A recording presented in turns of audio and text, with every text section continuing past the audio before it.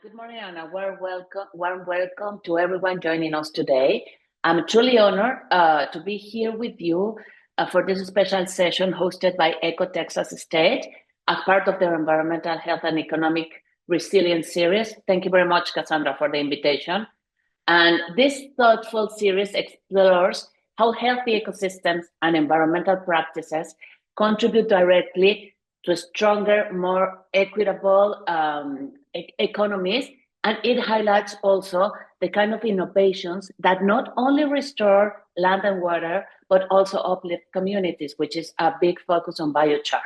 In that context, that is why biochar is a perfect fit, because it is a powerful nature-based solution that links climate action, soil health, and sustainable livelihoods, all while offering economic opportunities in urban and rural contexts. And for me, that is sustainability in a nutshell, because it's sustainable economically, environmental, and socially. And thanks again for joining us to explore what we call the Biochar International scene. Next slide, please. Our mission and vision. The International Biochar Initiative is or IBI for Los Amigos. It's a global nonprofit organization that works to unlock the full potential of biochar to support climate, soil, and sustainability solutions. Our mission, this is our new mission. On September last year, our board approved our new strategic plan, 2024-2030. And our new mission is to empower communities and inspire industries to integrate biochar-based strategies, bringing science and innovation together for healthier ecosystems and resilient economies. And our vision is simply and bold: a healthy, thriving planet for all. So next slide, please.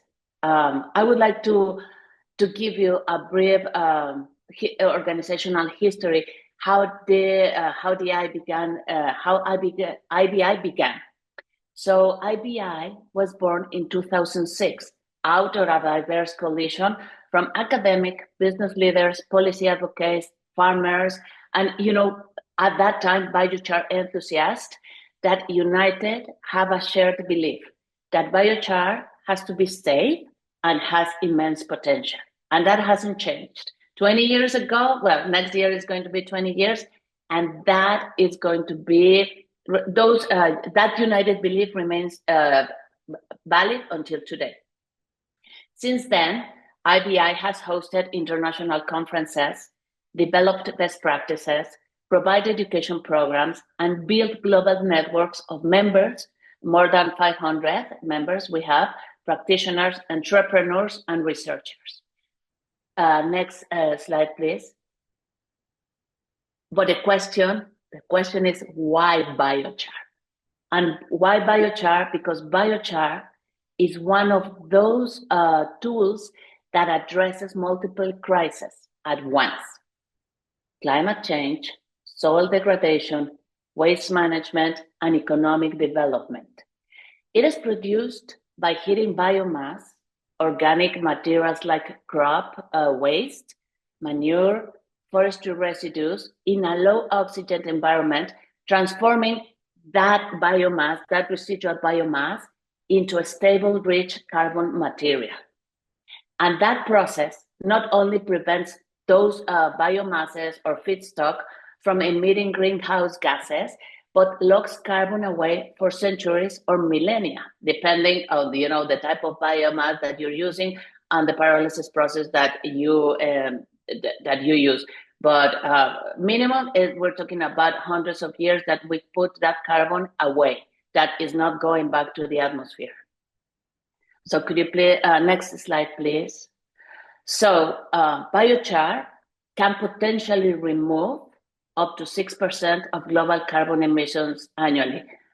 Some people might say it's less, some people might say it's more, but it doesn't matter. It has the capacity of remove carbon dioxide from the atmosphere. So biochar is a potent, climate solution. And I'm going to give you a fun fact that is going to blow your mind away. A single gram of biochar can have a surface area up to 400 square meters. That is about roughly the size of 2 tennis courts in just 1 gram. And that is why that high surface area is what makes biochar so effective at holding water and nutrients in the soil, supporting microbial life, and even filtering contaminants in environmental cleanup projects. That is one of the most important traits of biochar, that surface area and that high porosity. Next slide, please. Okay, but this is a scalable solution. And you know that biochar is not new. Biochar has deep roots in indigenous practices, particularly in the Amazon basin.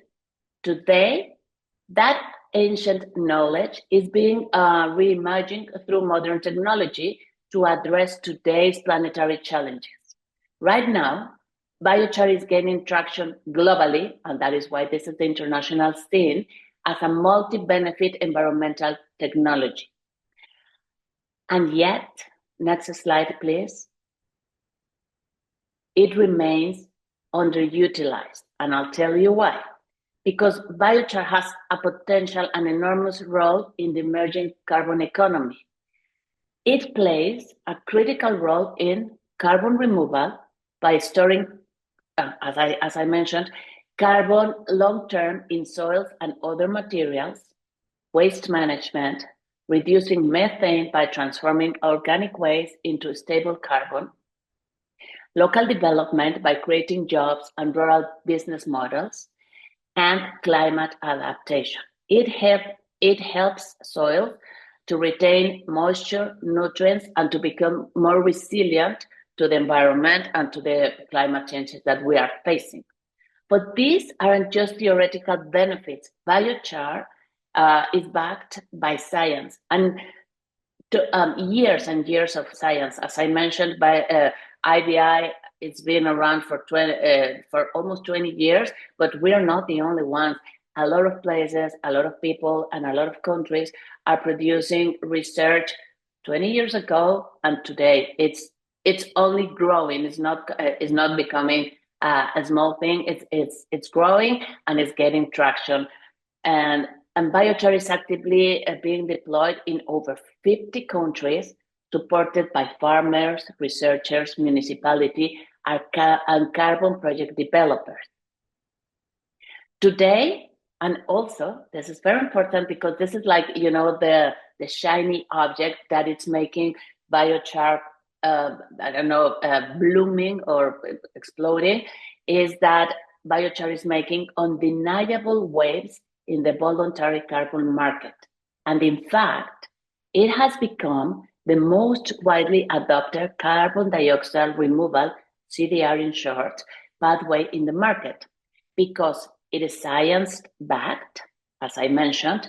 It has tremendous potential to be scalable, and it delivers co-benefits for people and ecosystems. It's just not, removing carbon dioxide from the atmosphere and putting it away. We'll need that, but biochar also offers these co-benefits, these social and environmental co-benefits, besides removing carbon dioxide from the atmosphere. And leading registries and biochar service providers give us methodologies and tools that aim to improve the standardization and certification of high-quality biochar credits. Corporations, large corporations, I think we all have heard of them, and climate funds are buying these credits as part of their net zero commitments. Some governments are starting doing that as well. So that is a good indication that biochar will grow and scale, because if governments intervene, they will set probably clearer mechanisms to develop the biochar projects to have better or clear also or more accountability in selling the carbon credits and setting up these initiatives around the world. And at the same time, biochar production is driving local circular economies, especially in the global south, by transforming waste streams into revenue streams. And it's not only about making money, it's about the health benefits that it can bring. It might reduce, hydric stress. It will help, or it has the potential to help in food security, and also generate jobs and skills, new skills, because probably there's an engineer, an industrial engineer, I don't know, in, let's say, Uruguay, and that person is knowledgeable in industrial processes, but is not familiar with pyrolysis.